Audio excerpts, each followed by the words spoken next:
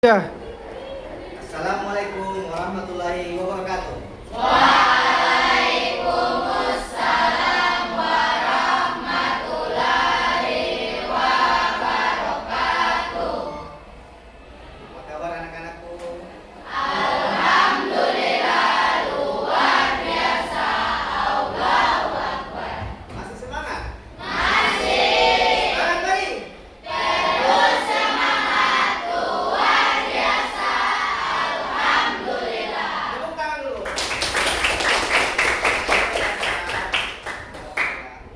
Oke. Ketua kelas, coba pimpin dulu doa belajar ketua kelas sebelum kita memasuki pembelajaran pada hari ini. Teman-teman, sebelum kita memulai pelajaran, marilah kita berdoa. Berdoa saya pimpin. Bismillahirrahmanirrahim. Bismillahirrahmanirrahim. Raditu billahi rabban. Raditu billahi rabban. Wabil islami dinan. Wabil islami dinan. Wabi Muhammadin nabiyya wa rasulah. Wabil Muhammadin nabiyya wa rasulah. Rabbil zidni ilman. Rabbil zidni ilman. Warzuqni fahman. Warzuqni fahman. Amin. Ketua kelas, ada yang tidak hadir? Ada Pak Yor. Berapa orang? 3. Kenapa tuh? Nurlanina Harun dan Rizky Setiawan Abdul sakit. Nurani Batari apa? Yang sakit ada surat sakit enggak? Ada Pak. Ada. Kalau yang apa dia sudah apa? Tidak ada kabar. Tidak kabar.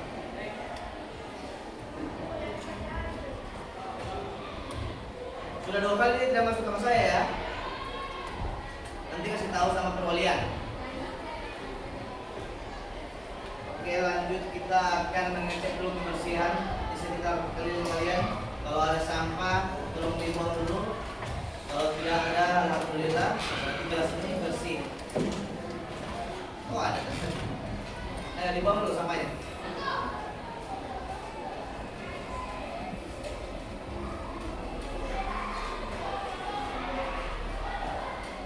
Sudah? Tidak ada lagi sampah-sampah yang baru ceceran. Oke, seperti biasa sebelum kita memasuki pembelajaran, kita wajib menyanyikan lagu bangsa Indonesia. Pada adik-adik, saya harap semua bisa berdiri ya. Berdiri dulu.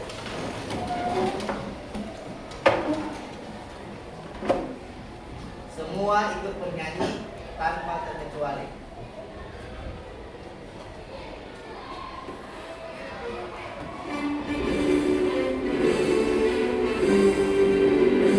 Indonesia tanah airku,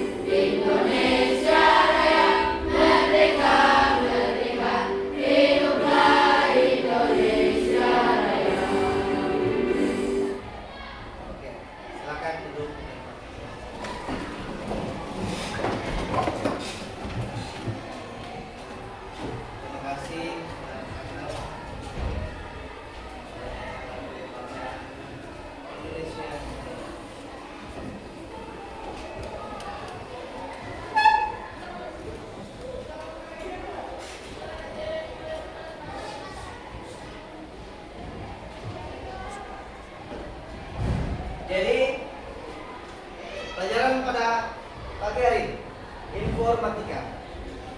Modul ajar deep learning itu pakai metode penggalan, di mana materi tersebut yang kemarin sudah kita bahas tentang berpikir komputasional. Ya, ada yang masih ingat pengertian dari berpikir komputasional?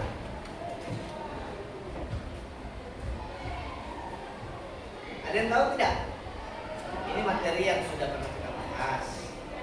Dan sebelum kita lanjut ke materi berikut, saya mau tanya dulu. Yang kemarin ada yang ingat tidak? Oh, coba. Jessie, silakan. Jadi berpikir komputasional itu atau computational thinking adalah metode menyelesaikan persoalan dengan menggunakan teknik ilmu komputer atau dikenal juga sebagai informatika. Tepuk tangan dulu. Sangat bagus jawabannya, sangat bagus. Tapi ada tidak yang bisa membantu saya untuk menambahkan dari kelompok lain? Oh iya, kita mau ke kelompok ini mau menambahkan atau bagaimana? Menambahkan.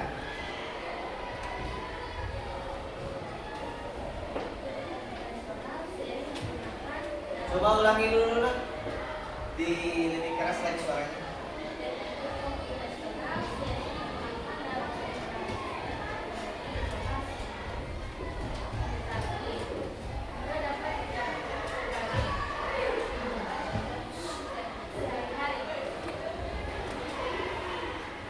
Sangat bagus.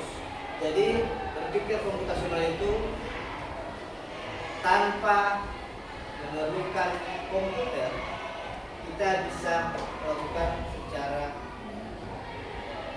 merefleksikan diri dengan cara berpikir yang bagus, sehat, karena kita bisa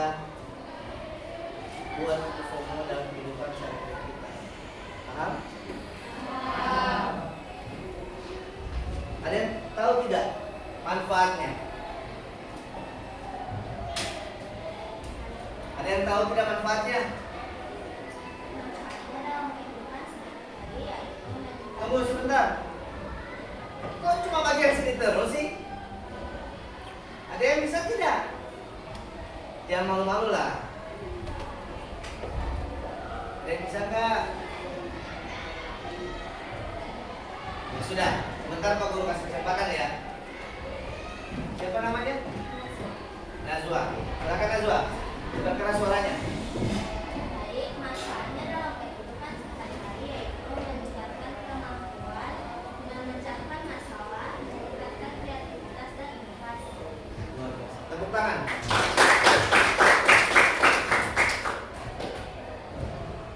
Jadi manfaatnya itu sangat berpengaruh kepada peserta didik juga, bahkan kepada saya, apalagi untuk kehidupan kita sehari-hari. Tujuannya apa? Ada yang tahu tidak tujuannya? Astaga, lagi-lagi bagian sini lagi. Yang lain, ayolah. Kalian bertukar pikiran dulu. Sebelah sana, ada yang bisa?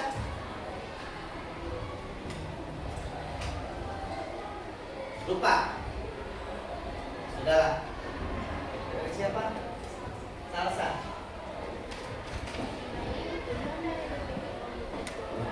Adalah memecahkan masalah kompleks dan menemukan solusi kreatif, menganalisis data dan informasi secara efektif, dan komunikasi dan berkoordinasi dengan baik, meningkatkan kemampuan belajar dan beradaptasi. Tepuk tangan. Jadi berpikir komputasional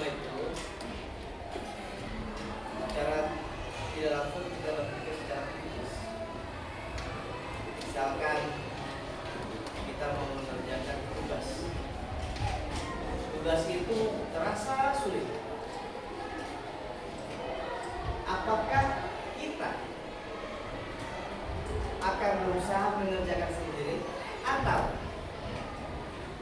meminta bantuan kepada teman sejawat agar bisa bekerja sama, saling bertukar pikiran dan dapat menyelesaikan suatu masalah menjadi suatu solusi. Jadi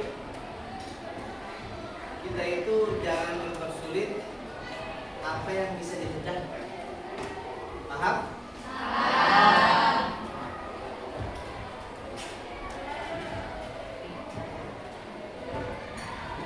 Sebelum itu terima kasih kepada siswa-siswaku yang sudah bisa menanggapi dan memberi tanggapan atas berpikirnya edukasional, manfaatnya apa, tujuannya apa, serta pengertiannya apa. Lanjut kita akan masuk ke tujuan utama ya pada inti pembelajaran, di mana materi pembelajaran berpikir edukasional di learning itu ada berkesadaran.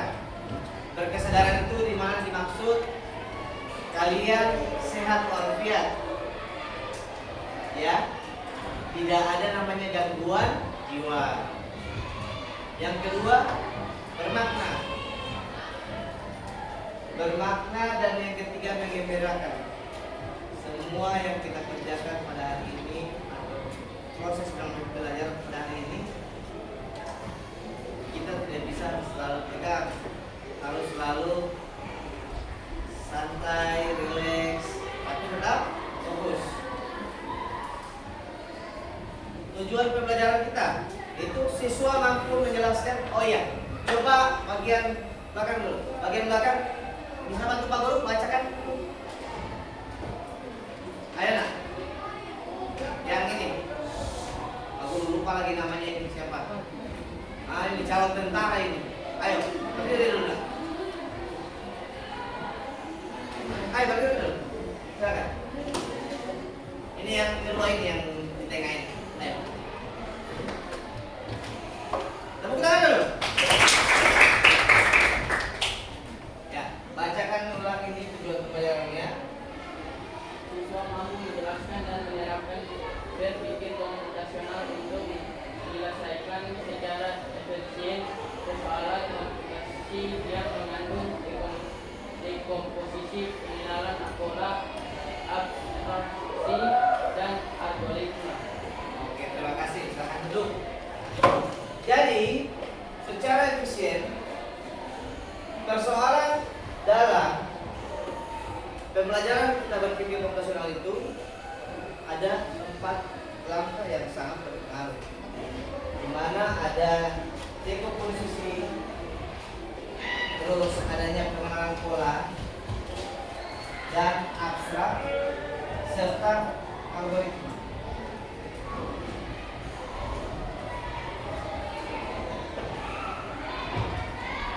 Sebelum kita lanjut, Pak Guru akan menampilkan suatu topik singkat, padat, jelas, serta Pak Guru akan memberikan contoh soal untuk kalian pahami nanti. Dan setelah semua itu saya berikan, kita akan lanjut menentukan kelompok. Oke?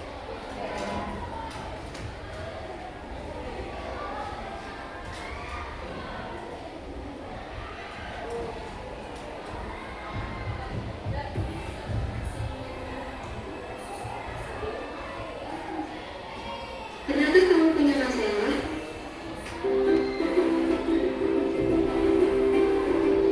Berpikir komputasional atau computational thinking. Apa itu berpikir komputasional?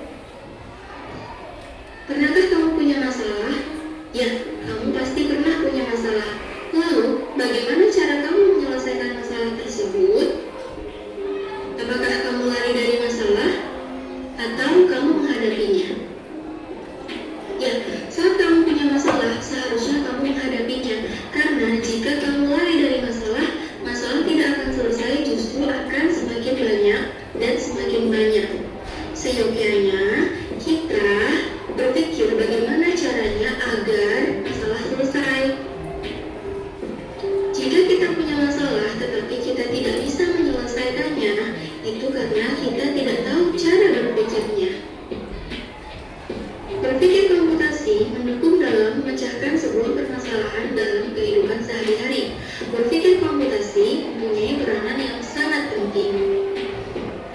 Berpikir komputasi atau computational thinking dapat diartikan cara berpikir untuk menyelesaikan persoalan yang cara penyelesaiannya jika dikembangkan dapat dilakukan oleh komputer. Berpikir komputasi mempunyai peranan yang sangat penting karena tidak hanya dapat digunakan pada pengembangan aplikasi komputer saja, namun dapat digunakan dalam penyelesaian masalah pada semua disiplin ilmu. Berpikir komputasi adalah sebuah teknik untuk memecahkan masalah yang sangat luas penerapannya. Pada zaman digital ini, kita seyogianya mempunyai kemampuan tersebut. Kenapa? Karena computational thinking melatih otak kita untuk terbiasa berpikir secara logis, kreatif, dan terstruktur. Berikut adalah beberapa penemuan dengan cara berpikir komputasi. Yang pertama, kalkulator, pembayaran online, belajar online, berbagi informasi dengan cepat, dan masih banyak lagi. Lalu, bagaimana sih cara agar kita mampu menerapkan proses berpikir komputasional? Ada beberapa teknik atau metode yang harus kita kuasai agar kita punya kemampuan berpikir komputasi. Yang pertama, dekomposisi. Apa itu dekomposisi? Dekomposisi adalah membagi suatu permasalahan menjadi submasalah atau bagian-bagian kecil untuk kemudian submasalah tersebut kita cari solusinya. Berikut contoh sederhana dekomposisi. Kita bertemu dengan masalah yang besar. Nah, masalah yang besar tadi kita bagi menjadi masalah yang kecil-kecil. Kita selesaikan dulu masalah yang kecil-kecil itu. Kalau masalah yang kecil-kecil sudah kita selesaikan, secara tidak langsung itu menjadi solusi untuk permasalahan yang besar tadi. Lalu, yang kedua adalah pengenalan pola. Apa itu pengenalan pola? Yaitu kemampuan untuk melihat persamaan dan perbedaan pola. Jadi, jika kita bertemu dengan suatu permasalahan yang polanya sama, kita bisa menggunakan solusi yang sama. Contoh pengenalan pola, di sini ada bilangan 2, 6, 10, 14, dan 18. Lalu kita disuruh mencari berapa sih bilangan ke-6. Yang pertama kita harus lakukan kenali polanya. Ternyata di sini menggunakan pola yang sama, yaitu setiap bilangan ditambah dengan 4. Jadi kita bisa menemukan bilangan yang ke-6, yaitu 18 dibagi 6, hasilnya 22. Yang ketiga adalah abstraksi, yaitu membuang atau memfilter bagian yang tidak penting sehingga kita bisa fokus ke bagian yang penting saja. Berikut adalah contoh sederhana melakukan abstraksi. Apabila ada balon datar A, B, C, D, E, F dan ditanyakan berapa luas ABEF, maka yang harus kita lakukan pertama adalah menganalisa bahwa ABEF itu adalah suatu persegi panjang. Maka informasi pentingnya adalah rumus dari luas persegi panjang, yaitu panjang kali lebar. Kita harus mencari nilai panjang dan lebar dari persegi panjang ABEF.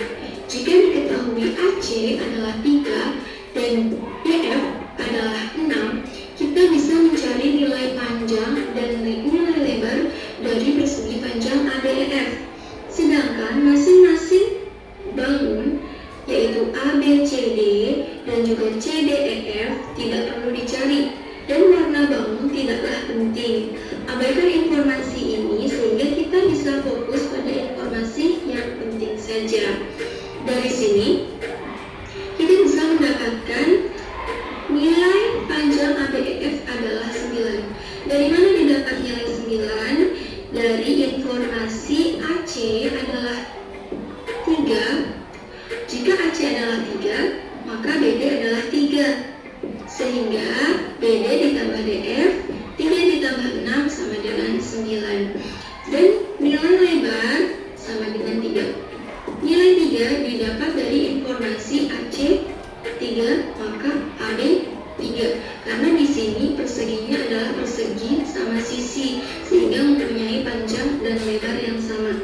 Sehingga kita bisa mendapatkan luas ABF, yaitu panjang kali lebar 9 kali 3, hasilnya adalah 27. Yang keempat adalah algoritma, yaitu mengembangkan petunjuk pemecahan masalah yang sama secara step by step, langkah demi langkah, tahapan demi tahapan, sehingga orang lain dapat menggunakan langkah atau informasi tersebut untuk menyelesaikan permasalahan yang sama. Di sini dicontohkan algoritma cara membuat kopi. Jika seseorang membuat kopi, seyogianya menggunakan cara yang sama seperti ini. Dari pertama memasukkan kopi, lalu memasukkan gula, lalu mengaduk-aduk rata, lalu mencicipi rasa kopi tersebut sudah manis atau belum. Jika dirasa sudah manis, kopi siap disajikan. Jika belum, berarti ditambahkan gula agar sesuai dengan selera. Setelah itu kopi disajikan, lalu selesai. Ini adalah sebuah algoritma, dan algoritma ini nantinya akan berhubungan dengan flowchart, di mana flowchart ini nanti akan kita pelajari di kelas 8 dan kelas 9.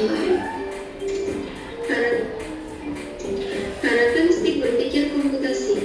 Karakteristik berpikir komputasi ada 6. Yang pertama, mampu memberikan pemecahan masalah menggunakan komputer atau perangkat lain. Yang kedua, mampu mengorganisasi dan menganalisa data. Yang ketiga, mampu melakukan representasi data melalui abstraksi dengan suatu model atau simulasi. Yang keempat, mampu melakukan otomatisasi solusi melalui cara berpikir algoritma. Yang kelima, mampu melakukan identifikasi, analisa, dan implementasi solusi dengan berbagai kombinasi langkah atau cara dan sumber daya yang efisien dan efektif. Dan yang terakhir, mampu melakukan generalisasi solusi untuk berbagai masalah yang berbeda.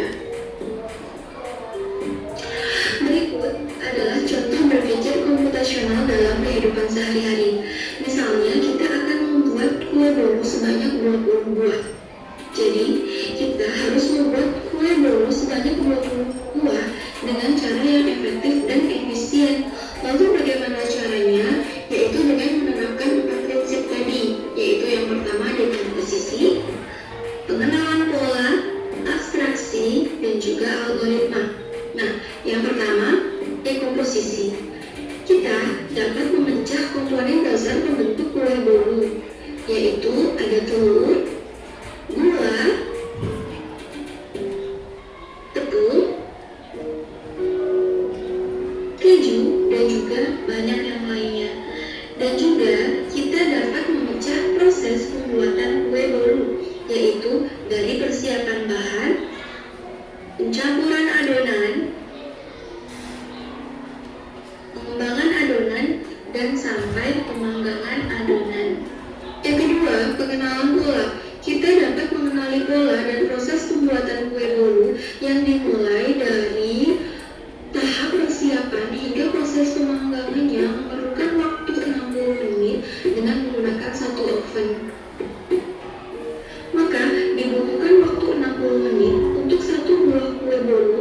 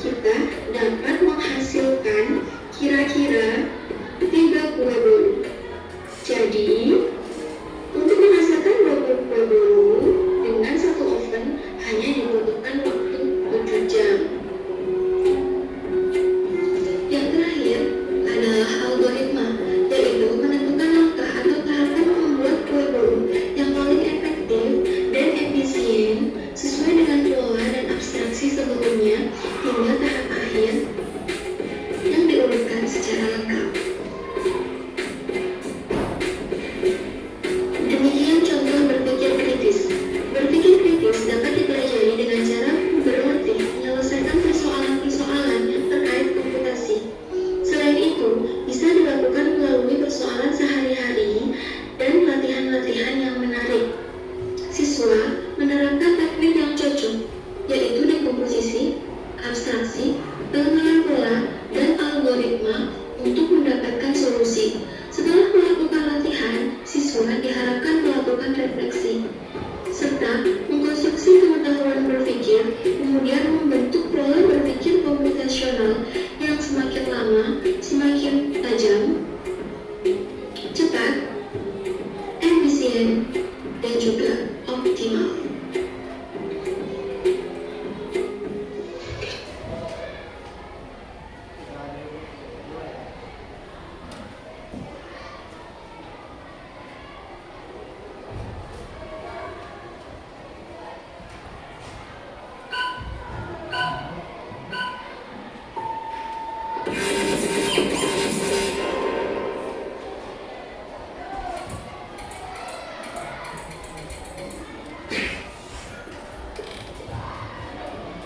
Assalamualaikum warahmatullahi wabarakatuh.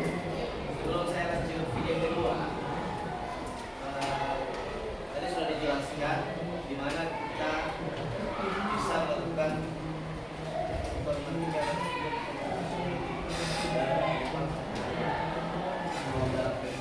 UEK, tugas yang rumit atau kain cuci pakaian itu sudah bisa dicampur dengan pakaian karena pasti kita berpikir nantinya dia akan untuk jadi kita masuk ke video kedua tetap dengan materi yang sama. Halo siswa, selamat datang kembali di channel Cakap Informatika. Pada video kali ini kita akan membahas topik lanjutan dari video sebelumnya, yaitu tentang berpikir komputasional dalam kehidupan sehari-hari. Yuk kita pelajari bersama bagaimana cara berpikir yang terstruktur dan logis ini dapat kita terapkan dalam kehidupan kita sehari-hari. Langsung saja mari simak video selengkapnya. Dalam kehidupan sehari-hari, kita sering dihadapkan pada berbagai masalah seperti kehabisan pulsa, bangun kesiangan, sulit mengatur uang jajan, atau kebingungan menentukan langkah awal saat belajar. Nah, dengan menggunakan berpikir komputasional, kita dapat menemukan solusi yang lebih logis, terarah, dan efisien untuk mengatasi masalah-masalah tersebut. Mari kita mulai dengan contoh pertama, yaitu masalah bangun kesiangan dan sering terlambat ke sekolah. Kita akan menerapkan 4 langkah berpikir komputasional. Langkah pertama adalah dekomposisi. Artinya, kita akan memecah permasalahan menjadi bagian-bagian kecil agar lebih mudah dianalisis. Contohnya, mengapa saya bisa bangun kesiangan? Beberapa kemungkinan penyebabnya adalah saya tidur terlalu malam karena bermain ponsel atau menonton TV. Jadi penerapan berpikir komputasional itu langkah awal itu komposisi, dimana kita harus memecahkan masalah yang besar, dibuat solusinya dengan cara memikirkan satu pikiran yang besar, kita kira-kira kita rangkum sehingga mendapatkan solusi. Jadi bagaimana, paham? Paham? Jadi dekomposisi ini dari contoh yang di depan, masalah tidur lalu alarm tidak bunyi, malas bangun, artinya kita pecah permasalahan menjadi bagian-bagian kecil agar lebih mudah dianalisis. Contohnya seperti ini ya. Ini merupakan salah satu contoh atau poin di mana kita bilang apa yang membuat kita bangun kesiangan. Adanya saya tidur terlalu malam karena bermain ponsel atau menonton TV. Yang kedua bisa jadi saya lupa memasang alarm. Yang ketiga bisa juga saya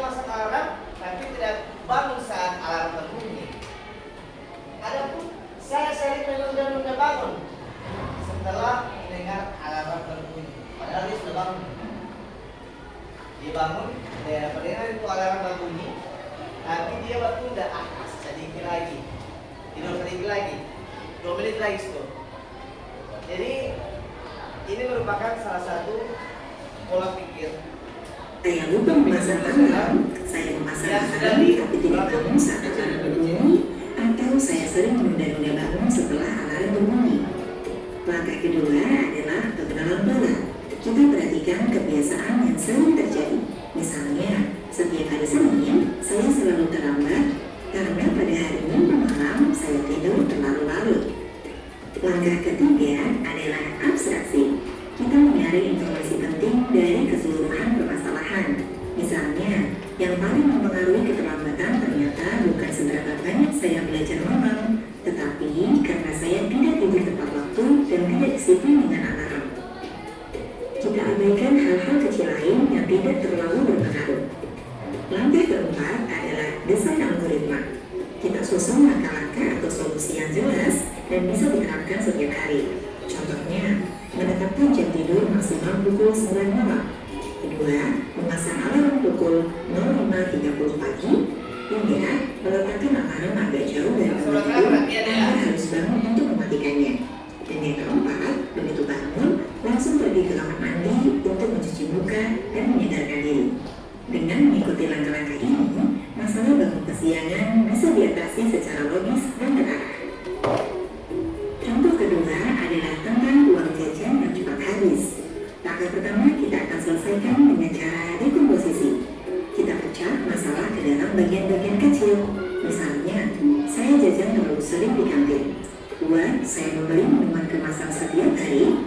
3. Saya kadang membeli barang yang tidak direncanakan seperti stiker atau aksesoris. 4. Saya tidak mencatat beberapa uang yang sudah saya keluarkan. Langkah kedua menggunakan pengenalan pola. Amati kebiasaan belanja. Misalnya, setiap hari Jumat, saya menghabiskan uang lebih banyak karena setelah olahraga, saya lapar dan jajan lebih banyak. Atau setiap kali saya membawa uang lebih dari 10.000, saya akan membelanjakannya semuanya. Dari sini kita mulai tahu bahwa ada pola yang membuat uang lebih cepat habis. Langkah ketiga menggunakan abstraksi. Fokus pada penyebab yang paling berpengaruh.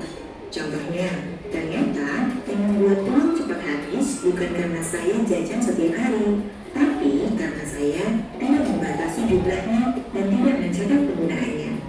Jadi, informasi seperti merek makanan atau harga permen bisa kita abaikan. Yang penting adalah jumlah dan frekuensi pengeluaran. Langkah keempat menggunakan desain algoritma. Susun langkah-langkah yang kamu bisa ikuti setiap hari. Misalnya, catat berapa jumlah uang jajan yang kamu terima setiap minggu. Kemudian, bagi uang tersebut menjadi bagian per hari, misalnya 5.000 untuk tiap hari. Selanjutnya, buat daftar pengeluaran harian, hari ini mau beli apa saja dan berapa rupiah. Sisihkan sebagian uang setiap hari untuk ditabung. Lakukan evaluasi di akhir minggu, apakah kamu bisa hemat atau perlu mengatur ulang. Dengan berpikir seperti ini, kamu bisa lebih bijak dalam menggunakan uang jajan. Contoh ketiga adalah masalah yang sering kita alami, yaitu tugas sekolah yang terlalu banyak dan membuat bingung harus mulai dari mana. Kita akan selesaikan menggunakan langkah pertama, yaitu dekomposisi. Kita pecah semua tugas yang harus dikerjakan. Contohnya, tugas matematika menyelesaikan 10 soal. Tugas bahasa Indonesia membuat ringkasan teks. Tugas IPA membuat laporan praktikum. Dengan memecah semua tugas ke dalam bagian-bagian ini, kita bisa melihat mana yang lebih dulu perlu dikerjakan.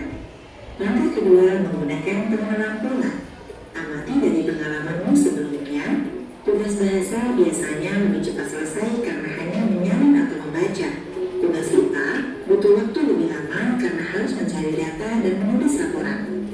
Setiap kali tugas dikerjakan mepet dengan deadline, hasilnya pasti kurang maksimal. Dari sini kita mengenali pola, tugas berat harus dikerjakan lebih awal, tugas ringan bisa menyusul. Langkah ketiga menggunakan abstraksi. Ambil informasi yang penting saja, seperti jumlah tugas, tingkat kesulitan, dan tenggat waktu. Kita tidak perlu memikirkan apakah tugasnya menyenangkan atau tidak, atau teman mana yang juga belum mengerjakan. membacanya. Langkah keempat, menggunakan desain algoritma. Susun langkah kerja agar tugas selesai tepat waktu. Pertama, buat daftar semua tugas yang ada. 2. Tandai tugas yang paling dekat deadline-nya. 3. Tentukan mana yang mudah dan bisa dikerjakan lebih cepat. 4. Atur waktu belajar. Misalnya setiap sore 30 menit untuk satu tugas. Setelah selesai, beri tanda centang atau tanda selesai. Dengan mengikuti langkah ini, kamu bisa menghindari stres karena tugas menumpuk dan belajar menjadi lebih teratur. Dari ketiga contoh tersebut, kita dapat menyimpulkan bahwa berpikir komputasional tidak hanya digunakan dalam dunia teknologi atau komputer, tetapi juga sangat bermanfaat dalam kehidupan sehari-hari. Dengan memahami dan menerapkan keempat metode utama, yaitu dekomposisi, pengenalan pola, abstraksi, dan desain algoritma, kita dapat menjadi pribadi yang lebih teratur, lebih cermat, dan lebih siap menghadapi berbagai tantangan. Kini saatnya kalian melakukan diskusi kelompok. Bentuklah kelompok kecil sesuai arahan guru, lalu pilih salah satu masalah sederhana yang sering kalian alami dalam kehidupan sehari-hari. Contohnya seperti sering terlambat ke sekolah, tugas yang menumpuk, atau kepinginan memilih pakaian setiap pagi. Kegiatan ini akan membantu kalian menerapkan berpikir komputasional secara nyata. Setelah memilih masalah, pecahlah masalah tersebut menjadi beberapa langkah kecil. Tuliskan langkah-langkah tersebut secara berurutan. Langkah ini bertujuan agar kalian dapat memahami akar permasalahan dan menentukan solusi dengan lebih mudah. Selanjutnya, kumpulkan data yang berkaitan dengan masalah tersebut. Misalnya, jika masalahnya adalah sering terlambat ke sekolah, maka catatlah jam berangkat dan jam tiba kalian di sekolah selama 5 hari. Perhatikan apakah kalian datang tepat waktu atau terlambat setiap harinya. Setelah data terkumpul, tuliskan kembali catatan tersebut dengan rapi, susun dalam bentuk kalimat yang jelas. Contohnya, hari pertama berangkat pukul 6.20, tiba pukul 6.55, tidak terlambat. Hari kedua berangkat pukul 6.35, tiba pukul 7.10, terlambat. Lanjutkan hingga 5 hari. Setelah itu, lakukan diskusi bersama kelompok kalian. Jawablah beberapa pertanyaan seperti apa penyebab utama dari masalah tersebut, apakah ada pola tertentu yang dapat ditemukan dari data yang dikumpulkan, dan bagaimana solusi yang bisa diterapkan agar masalah tersebut tidak terulang kembali. Tuliskan kesimpulan kelompok kalian dengan kalimat sederhana yang mudah dipahami. Jadi ini akan menjadi tugas terakhir setelah mengkaji pembelajaran kita pada hari ini. Oke, masih semangat tidak? Masih.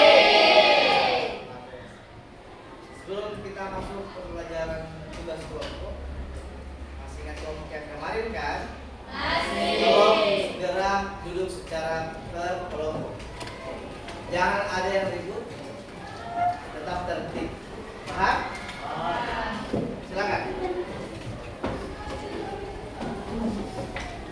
Kursinya nanti diangkat. Kalau perlu nggak usah diangkat. Ada kursi kan di situ.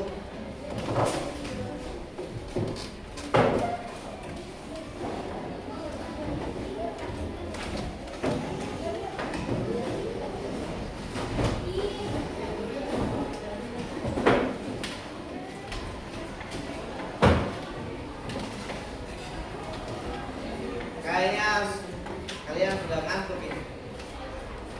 Saya bagikan dulu ya. Bagikan dulu. Supaya kan enak.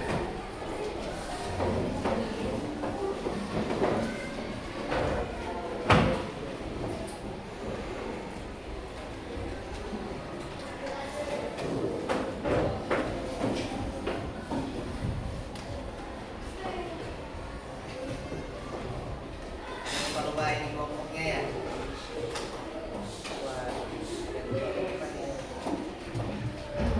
Sudah. Yang penting tertib ketika mengerjakan tugas yang saya berikan.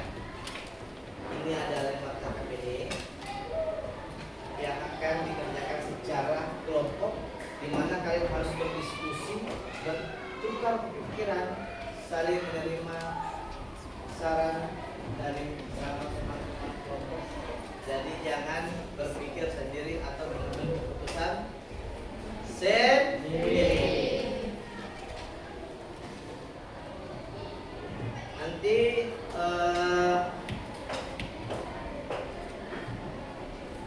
kelompoknya ini saya tentukan atau kalian tentukan? Saya yang tentukan atau kalian tentukan? Ya sudah. Kalau begitu ini kelompok 1, ini kelompok 2, kelompok 3 dan 4.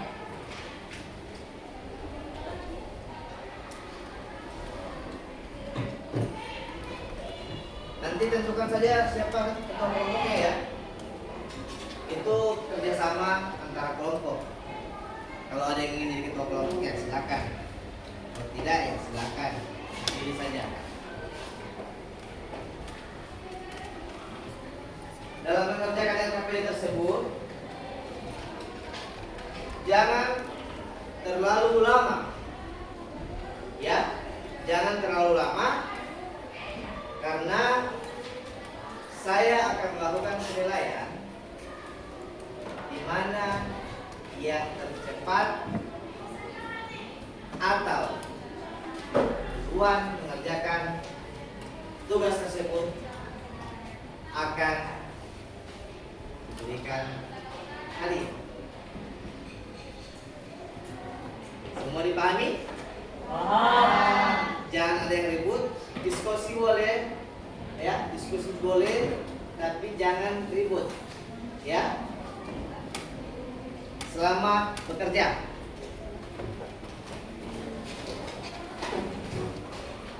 Ini tugas LKPD ini jangan terlalu lambat ya, karena saya rasa sudah dipahami dengan materi-materi sebelumnya.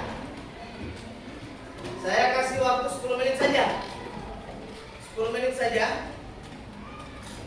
Saya rasa kalian pasti bisa, karena kalian itu siswa-siswa dari bangsa Indonesia.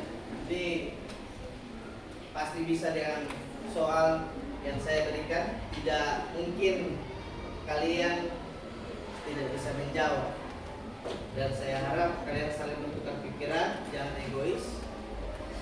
Harus mengambil keputusan yang baik. Ada yang kurang dipahami?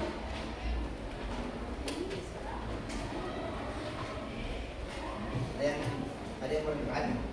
Ini ketua kelompok siapa?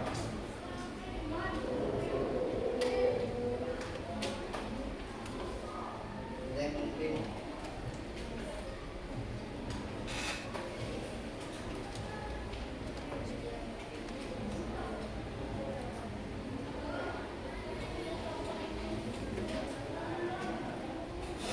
Kalau teman-teman yang merasa bingung bisa bertanya. Saya ingin kalian juga jangan malu-malu ya. Jika ada yang ingin ditanyakan, tanya. Ya.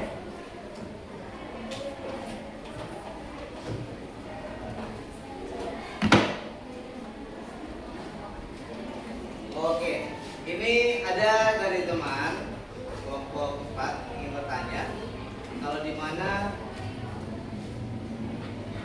ketika presentasi bagaimana Pak? Jadi saya mau presentasinya itu ada moderatornya ya. Tapi yang menjawab juga orang lain, bukan moderator. Ngerti? Oke deh.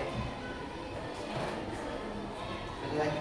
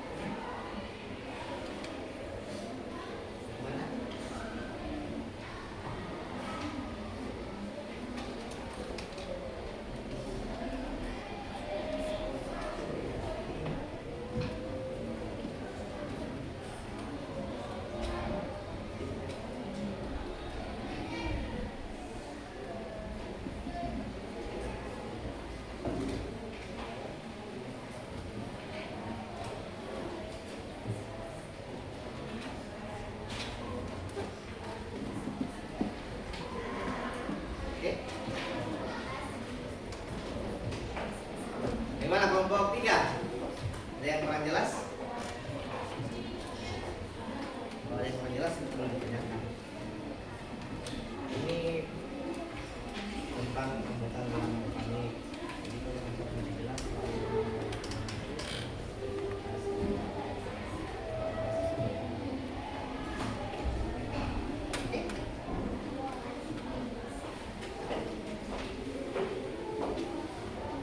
ya, ada lagi. Bagaimana?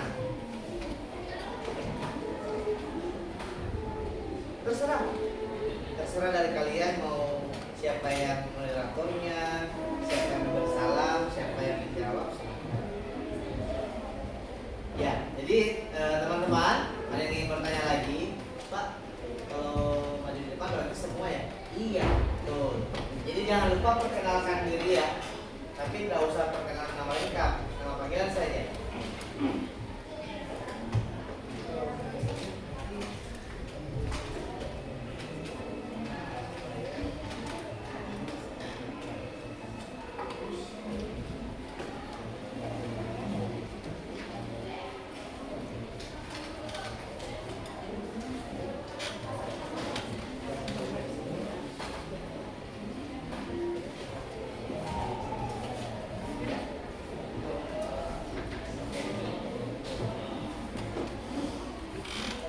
Kenapa?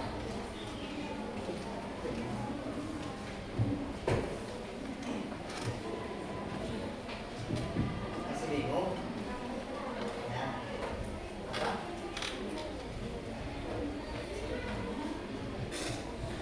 Iya. Jadi moderator itu, perhatian teman-teman, moderator itu menyampaikan salam, kalimat pembuka, terus memperkenalkan anggota-anggotanya, ya. Dan ketika ketua kelompok yang menjadi moderator, katakanlah saya ketua kelompok, dan yang akan menjawab yang akan menjawab anggota saya yang bernama sekian. Misalkan contoh di sini ada Salsa sama Afika. Ketua kelompok di sini di kelompok 2, Salsa ketua kelompok. Tapi kalau misalkan contohnya kayak gini, ketua kelompok Salsa, tapi Salsa maunya dia yang jadi moderator, itu tidak apa-apa, terserah kalian saja.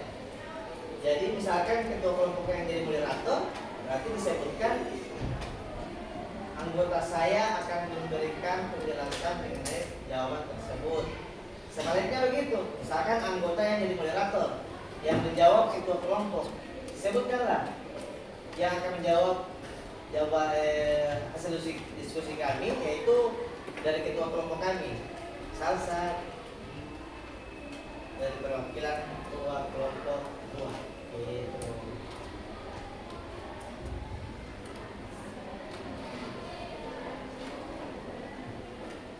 Oke ya, tinggal 4 menit ya. Tinggal 4 menit.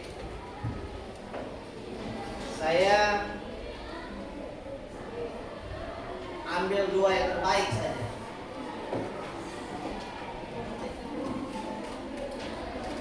Kalau saya bilang stop, tidak ada yang lagi mengerjakan.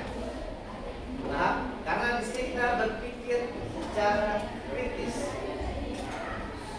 2 tayangan video sudah kalian tonton sampai dengan selesai. Harapan saya pasti kalian sudah tahu, ya.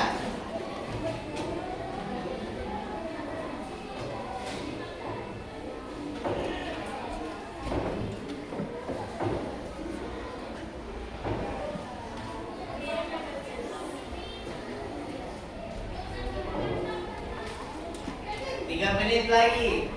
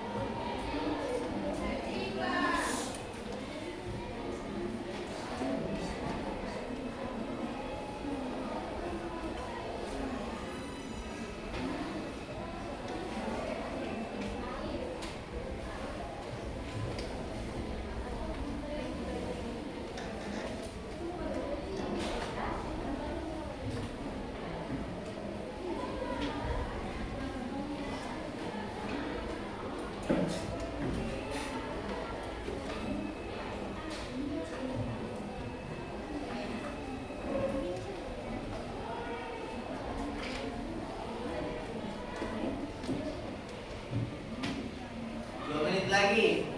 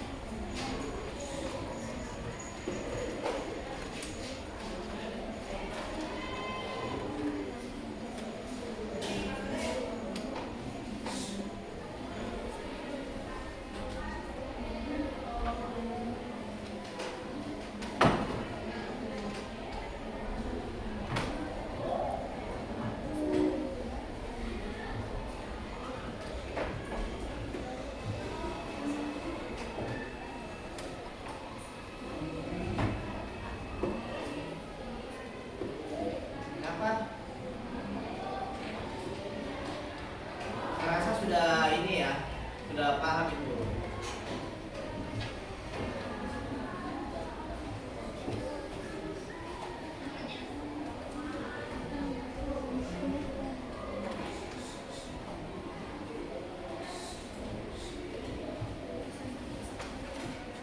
Jadi sebelum saya mengumpulkan LKPD dalam hasil diskusi kalian, kita akan melakukan ice break dulu, ya. 1 menit lagi. Kalau saya bilang berhenti, berhenti. Tidak ada lagi yang tulis.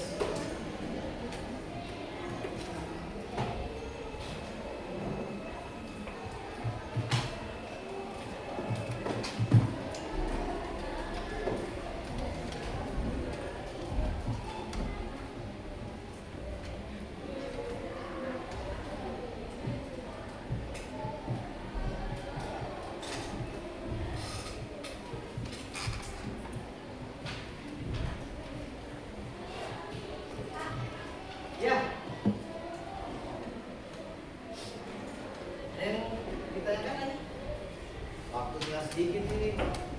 Apa lagi nak?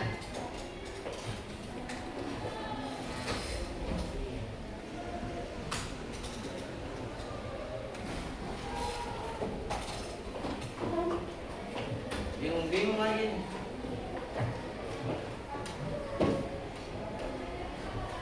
Apa lagi nak? Iya, kan makan saya kumpul. Iya boleh, tapi kalian akan berbaca ini bawa dulu sampai di depan. Sudah selesai, bro. Lanjut. Oke? Kenapa? Apa lagi? Oh sudah selesai. Oke semua berhenti. Tidak ada lagi yang aktivitas menulis ya. Kelompok 4. Mana saya lihat kuis jawaban. Berarti yakin ini mau maju? Yakin? Tepuk tangan dulu, kelompok 4. Ayo silakan Bang.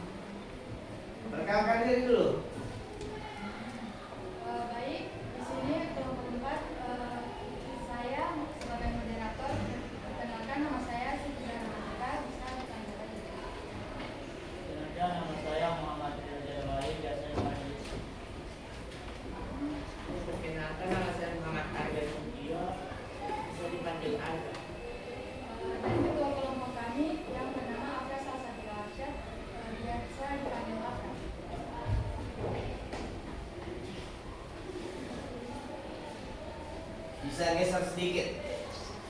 Oke. Yang mau presentasi siapa? Ketua. Oke. Nanti anggotanya geser sedikit ke sebelah sini saja. Sebelah sini. Nanti didampingi moderator. Oke, silakan. Baik, terima kasih. Jadi, Kiki sedang membuat gelang dari manik-manik berbentuk bulat. Urutan warna manik-manik pada gelang tersebut adalah merah, hijau, kuning, dan biru.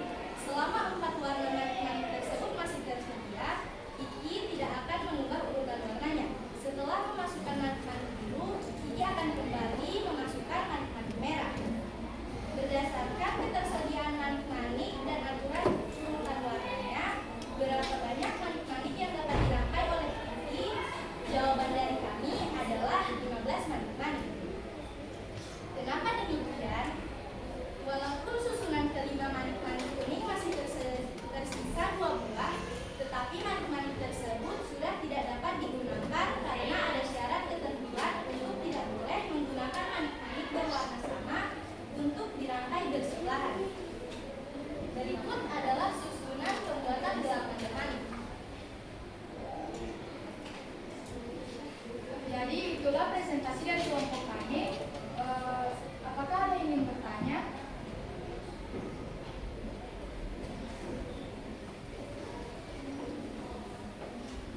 Ayo, kelompok mana yang ingin bertanya atau memberikan tanggapan, sanggahan? Silakan, tidak usah malu-malu. Pulang-pulang, tidak usah langsung berdiri. Cepat sekali, kaget saya. Ya, perkenalkan diri. Terus nama kelompok. Assalamualaikum warahmatullahi wabarakatuh. Waalaikumsalam warahmatullahi wabarakatuh. Semangat sekali dia. Perkenalkan, saya dari kelompok 4, bernama Ferdian Rahman Hashim. Saya akan menanyakan mengapa 17 buah?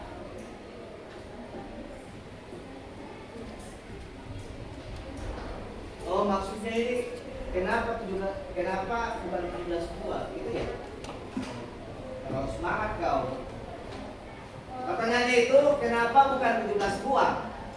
Melainkan 15 buah yang kalian pilih. Baik, jawabannya akan dijawab oleh ketua kelompok kami. Baik, pada umumnya, jika siswa tidak membaca soal ini dengan baik, siswa akan menjawab dengan terburu-buru dengan menggunakan semua banyak manik-manik, yaitu 5 tambah 3 tambah 7 tambah 2 sama dengan 17 buah. Sudah jelas? Berarti dengan jawaban yang saya lihat punya kelompokmu masih keliru ya. Tepuk tangan dulu, kelompok. Sangat jelas sekali jawaban kalian. Terima kasih atas partisipasi sudah tampil di depan, berani, sangat luar biasa. Jadi itulah presentasi dari kelompok 4. Sekian, wassalamualaikum warahmatullahi wabarakatuh. Waalaikumsalam warahmatullahi wabarakatuh. Oke, silakan. Kelompok mana yang ingin tampil lagi? Kelompok 2. Sudah siap kah? Yakin? Mana jawabannya? Oh.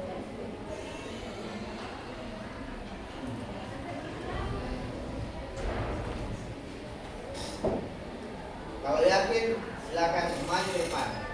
Tepuk tangan untuk kelompok 2.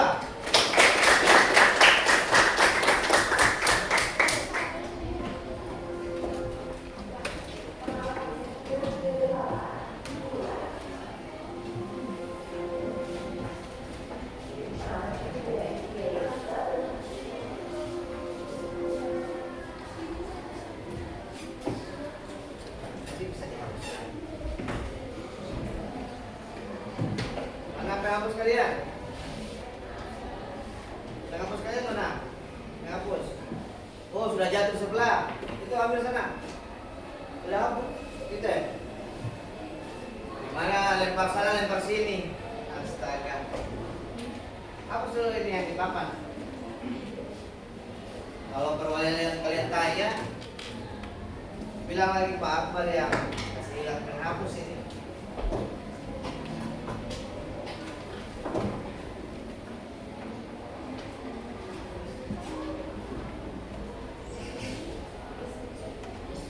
Sebelah sini dong, dekat dengan Pak Guru. Sini. Sini dong. Oke.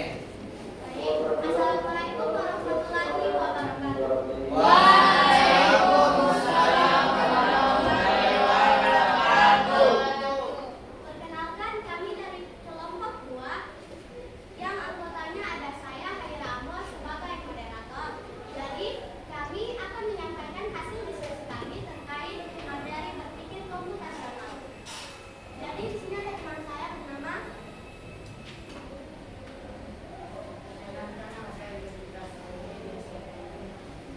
Siapa? Perkenalkan, nama itu harus tegas. Sebesar suaranya. Ayo dong. Perkenalkan, nama saya Dasarnya biasa dipanggil. Oke, Fikri ya. Vicky. Lanjut. Perkenalkan, nama saya Siti Afika Nasubido, biasa dipanggil Afika. Perkenalkan, nama saya Saskia biasa dipanggil Sas. Perkenalkan, nama saya Cinta Amelia Daud, biasa dipanggil Cinta. Perkenalkan, nama saya Diana Daud, biasa dipanggil Dia.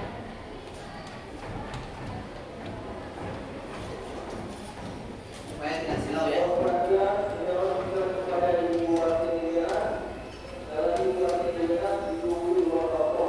Baik, jadi teman saya akan menjelaskan hasil diskusi kami. Itu makanya bisa dihapus. Oke.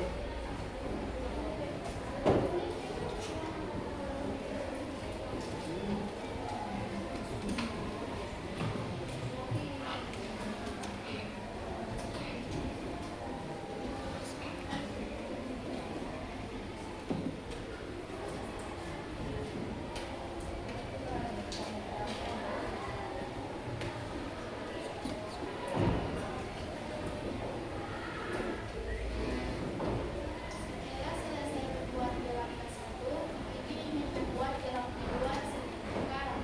Gigi memiliki 20 buah manik-manik merah, 23 buah manik-manik hijau, 18 buah manik-manik kuning, 22 buah manik-manik biru. Berapakah manik-manik yang dapat dilakukan oleh Gigi pada gelang kedua? Jawaban kami adalah 83 buah manik-manik. Kenapa demikian? Kita jumlahkan semua manik-manik dari setiap warna. Buat tambah 3, tambah 18, tambah 22. Itu hasil penjumlahannya 2 tambah 23 sama dengan 43. 43 tambah 18 sama dengan 61. 61 tambah 22 sama dengan 83. Jadi jumlah manik-manik yang dapat dilakukan Gigi pada gelang kedua adalah 82 buah manik-manik. Baik, dengan penjelasan kami, apakah ada yang ingin bertanya? Ada yang ingin bertanya? Kalau tidak ada yang bertanya berarti dia jawaban sama kayaknya. Kalau ada yang ingin bertanya masih ragu atau keliru ya, tidak apa-apa bertanya. Tidak apa-apa. Jadi ini jawabannya yang kapan ya? Pengerjaannya kayak gini. Coba kalian jangan. Jadi penyelesaiannya 20 tambah 23 tambah 18 tambah 22 sama dengan 83. Oh berarti penjumlahan berulang yang dipakai. Oke, silakan bisa ajukan dulu kalau ada yang bertanya silakan deh. Baik, jika sudah tidak ada yang ingin bertanya, maka presentasi kami akan kami akhiri. Wassalamualaikum warahmatullahi wabarakatuh. Waalaikumsalam warahmatullahi wabarakatuh. Tepuk tangan untuk berdua. Luar biasa. Terima kasih. Ini berhubung jam saya ini sudah mau habis ya.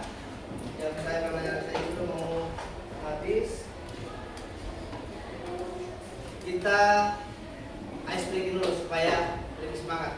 Ayo berdiri dulu di samping kursi kalian. Ayo. Ikuti instruktur dari Pak Guru. Kepala, pundak, lutut, kaki, lutut, kaki. Oke? Jadi perintahnya itu yang didengar. Kalau ada kalimat perintah, berarti itu dikerjakan. Oke?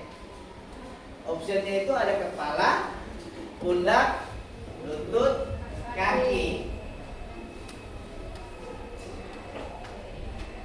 Kalau saya sebutkan kalimat perintah, berarti itu yang harus dikerjakan. Sini saya akan melihat bagaimana cara berpikir kalian bisa fokus atau tidak atas perintah yang diberikan. 1, 2, 3. Pegang kepala. Yang lain masih linglung. Sentuh kaki. Pundak. Tidak ada kata perintah. Bukan hanya dibilang pundak. Bukan pegang kepala atau sentuh kaki atau sentuh pundak. Kan saya bilang tadi. Jadi kalau ada kata perintah, berarti harus dikerjakan, ya kan? Sekali lagi kita coba. Kepala, pundak, lutut, kaki, lutut, kaki. Ah, opsinya itu. Kita buat lagi lebih meriah. Dimana saya dan kalian akan bernyanyi bersama. Jadi bukan cuma saya berarti kalian juga bernyanyi, tapi ikuti gaya saya. Paham? Kita coba. Jika ada yang tidak ikuti berarti dia gagal. Walaupun saat bernyanyi tapi tidak bergerak ya. 1, 2, 3. Kepala, pundak, lutut, kaki, lutut, kaki. Kepala, kaki, lutut, kaki. Ada yang masih ke pundak tadi yang pertama. Jadi semoga kita selalu diberikan kesehatan. Kalian anak-anak bangsa, penerus bangsa yang luar biasa, tetap semangat dalam menjalani pendidikan karena masih panjang untuk jenjang berikut. Masih masuk proses kelas 8, kelas 9, masuk SMA sampai kuliah lagi. Masih panjang proses kalian. Tetap semangat, jangan pantang menyerah. Apapun rintangan selalu hadapi dengan senyuman. Tetap semangat. Semangat. Oke, silakan duduk tempat dulu.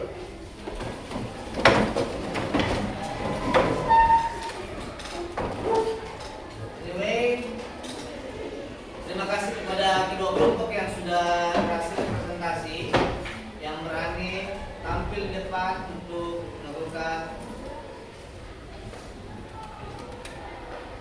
menunjukkan hasil ya yang telah dikerjakan secara kelompok. Saya ingin bertanya, apakah ada siswa-siswi yang masih belum paham?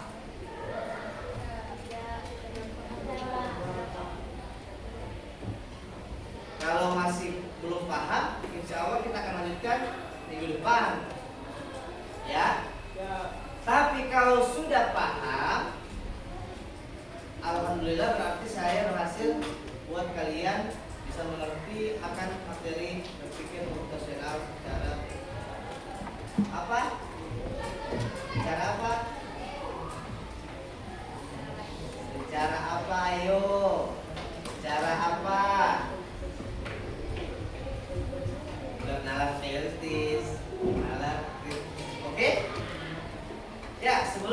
kita mengakhiri pembelajaran pada hari ini,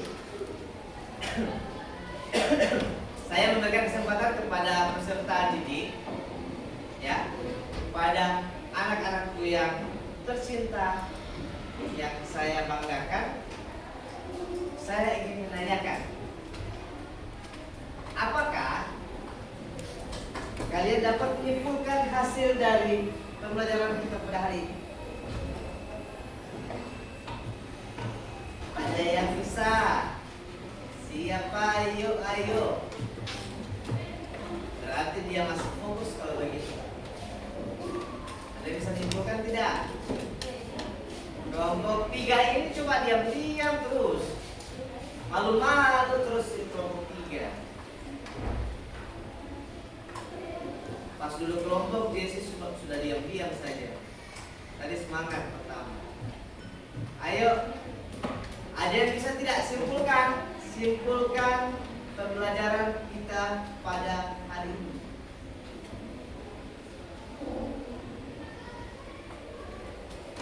Berani maju berarti dia apa? Ayo, berani bikin sukses. Ayo mana? Siapa yang berani? Jangan malu-malu. Bisa?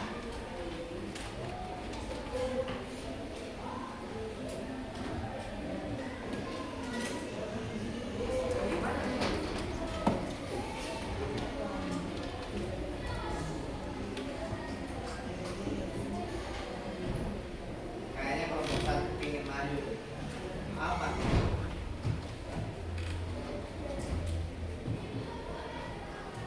Bisa? Tepuk tangan dulu. Berdiri ya. Assalamualaikum warahmatullahi wabarakatuh. Waalaikumsalam warahmatullahi wabarakatuh. Perkenalkan, nama saya Sigita Binti, biasa dipanggil Gita. Saya dari kelompok 1. Jadi, kesimpulannya adalah dari masalah merah tadi adalah bahwa meskipun ada sisa manis-manis kuning adalah dengan adanya aturan bahwa manis-manis berwarna sama tidak boleh pakai bersebelahan ini. Sekian dari saya. Tepuk tangan dulu.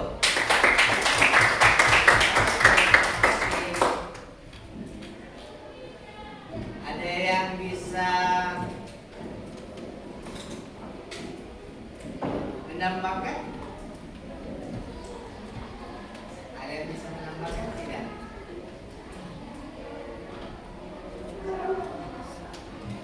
Ayo. Ada tidak? Woi, tepuk tangan dulu. Silakan.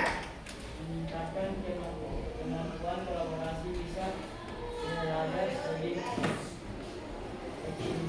Lebih apa? efektif. Apa? Efektif. Efektif. Oke, tepuk tangan dulu. Oke. Yang berikut Pak Guru mau ada tidak yang bisa menyimpulkan atau memberikan satu harapan dan perasaan setelah mengikuti pembelajaran tersebut.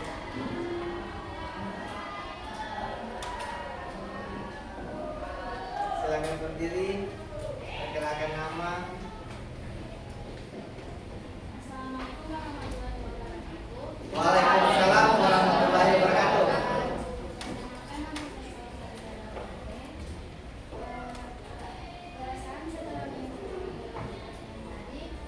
Boleh tidak dikeraskan supaya teman-teman lain bisa mendengarkan.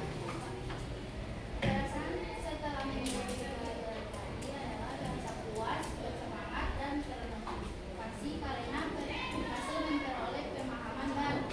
Merasa nyaman dengan proses pembelajaran dan mungkin merasa pencapaian karena berhasil melewati materi yang ada. Terima kasih. Tepuk tangan dulu. Saya sangat suka sekali, sangat merasa berhasil sekali ketika ada siswa yang berani tampil tanpa malu, tanpa rasa canggung, berani berekspresi ya. Karena apa? Kita jangan pernah takut salah. Ya, jangan pernah takut salah.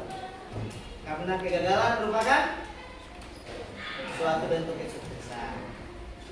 Oke, pelajaran pada hari ini saya akhiri dengan berdoa dulu ya. Untuk ketua kelas bisa kita dulu tidak? Sebelum itu, ya dulu teman-teman apa sudah rapi tidak siap tidak berdoa.